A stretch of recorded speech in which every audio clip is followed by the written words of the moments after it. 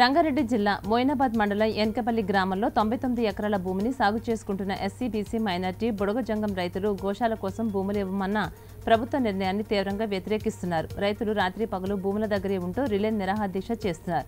MP Etela Rajender, మాజీ MLA రత్నంతో సహా పలువురు మద్దతు తెలియజేశారు. సీఎం రేవంత్ రెడ్డి స్థానిక ఎమ్మెల్యేకు అక్కడికి రాకుండా హెచ్చరించారు.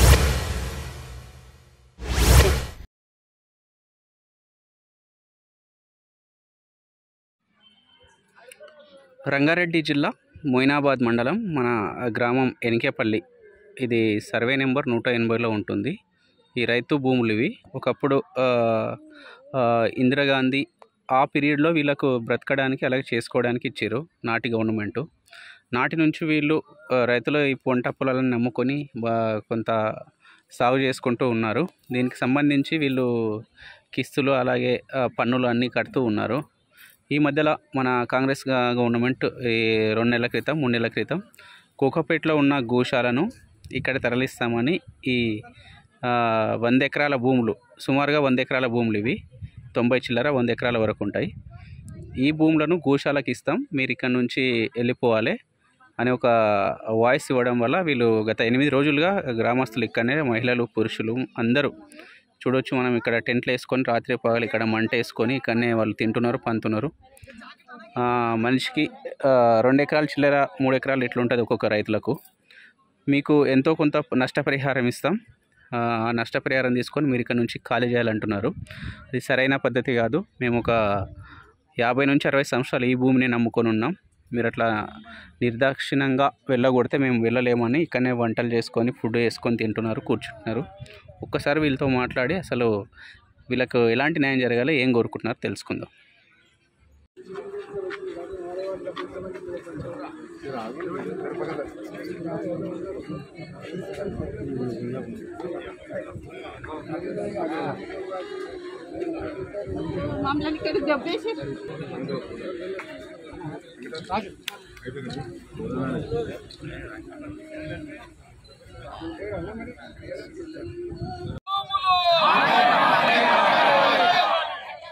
ఎన్కేపల్లి రైతులకు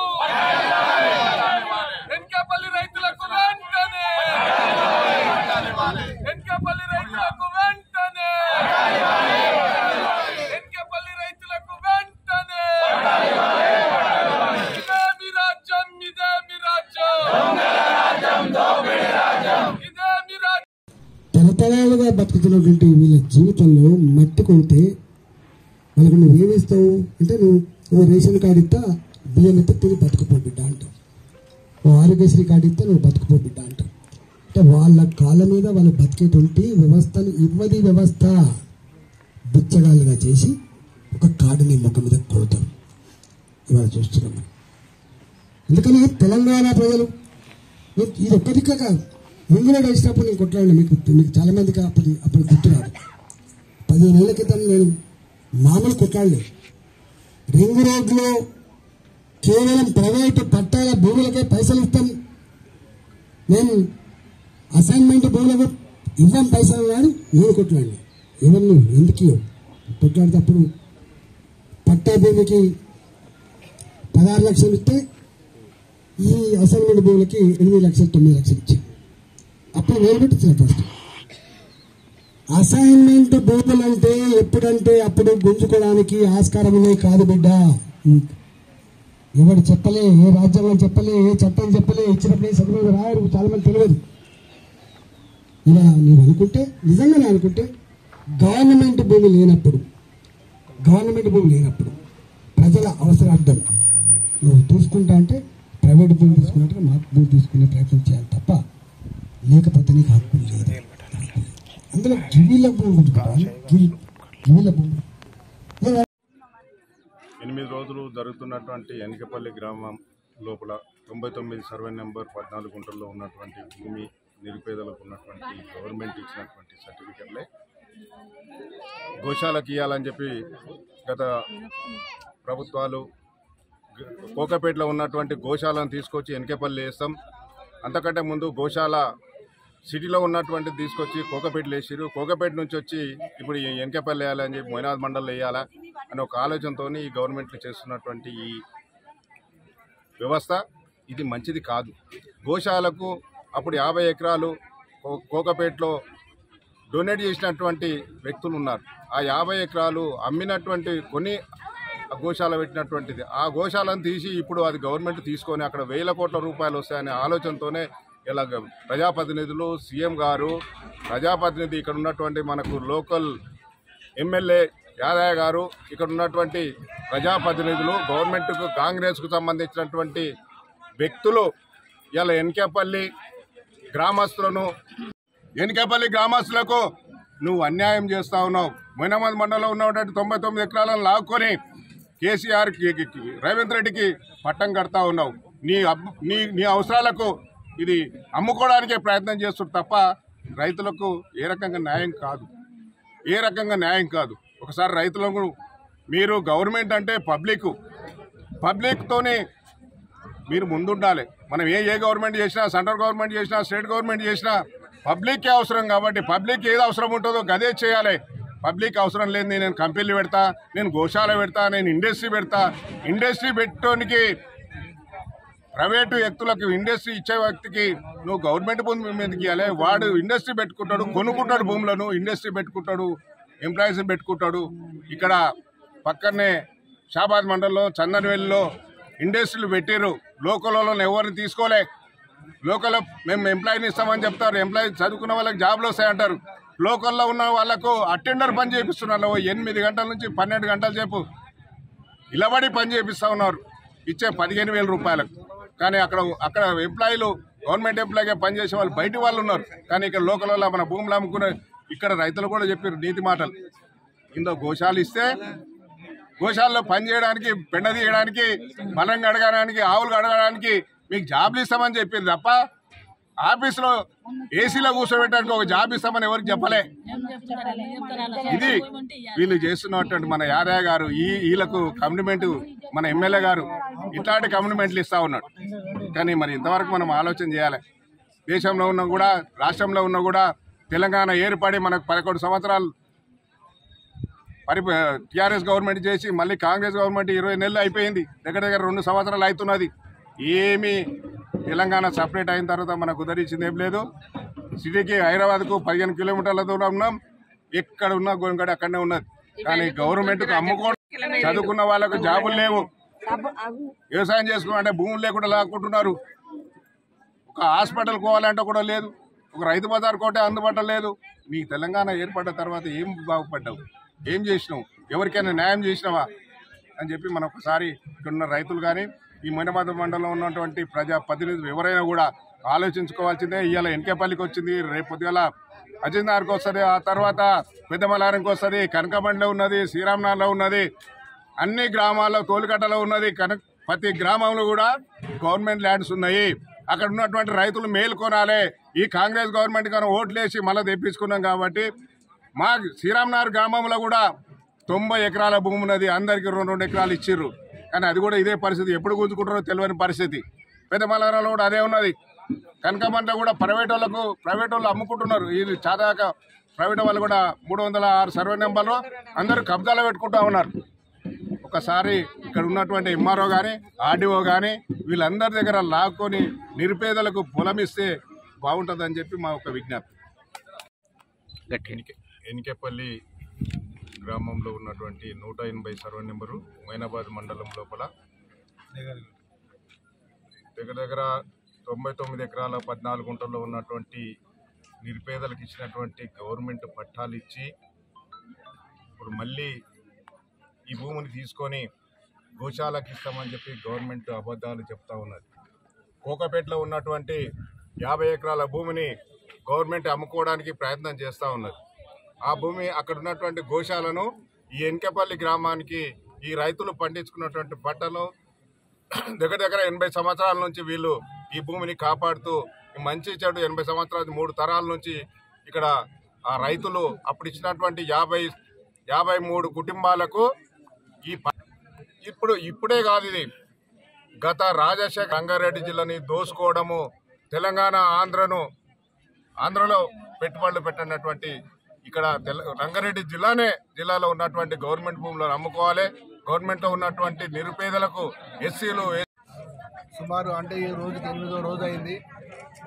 ఎన్కేపల్లి భూముల విషయంలో రైతులు, ముఖ్యంగా ఇక్కడ రైతులు, మహిళలు, పిల్లలు అందరూ కూడా కలిసి మరి ఇక్కడ రిలే నిరాహార దీక్ష చేస్తూ ఉన్నారు.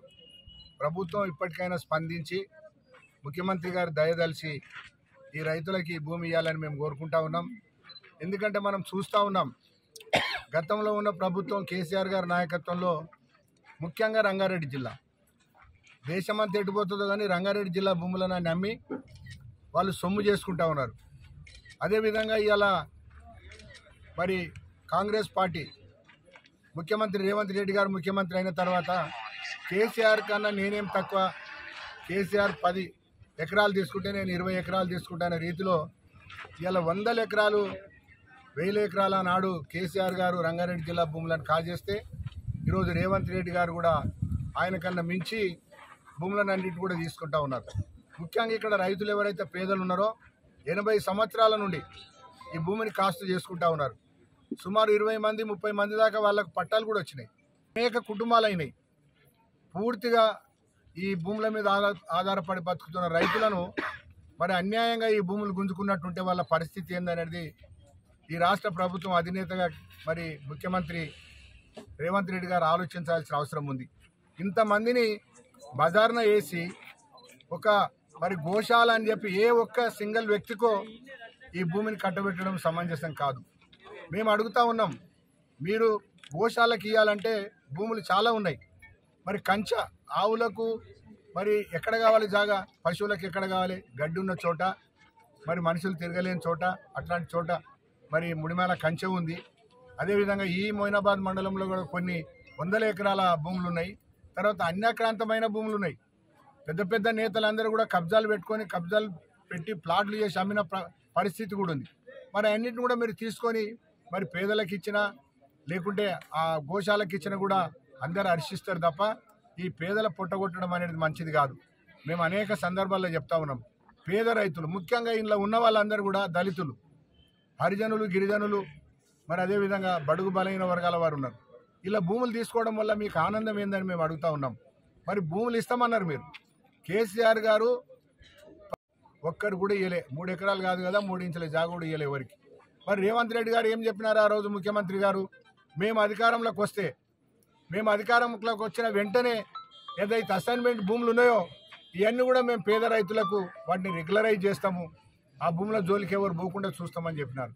కానీ ఈరోజు మీరే గుంజుకుంటా ఉన్నారు. మరి కంచె చేను మేసి అన్నట్టు ఈ రాష్ట్ర ముఖ్యమంత్రి గారు మీరే ఈ భూములను గుంజుకుంటే ఇంకా వీళ్ళని నివారించే వాళ్ళు ఎవరు, వీళ్ళని ఆదుకునే వాళ్ళు ఎవరని మేము అడుగుతా ఉన్నాం. దయచేసి మీరు ఇప్పటికైనా మీరు ఆలోచన చేయండి.